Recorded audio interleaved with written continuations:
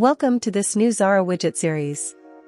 This video will teach you how to add a Typeform widget block to your website, allowing visitors to schedule meetings with you. From the Designs gallery, go to Modular Websites, then Web Blocks, and select the Scheduling and Appointments category. Next, add the Typeform widget block.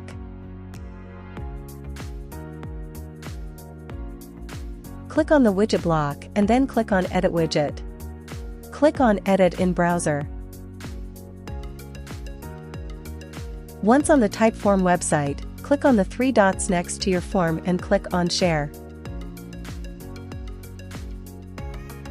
Then, go to Embed in a web page and select the type of embedded option you prefer. In this case, we are selecting the standard embed option.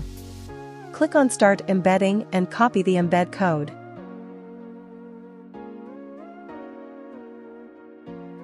Finally, paste the embed code from the Typeform website to Xara.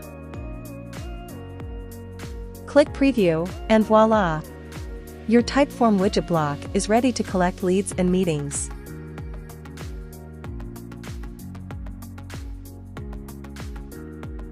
Thanks for watching. Don't forget to check out our next video on how to add integrations to your website.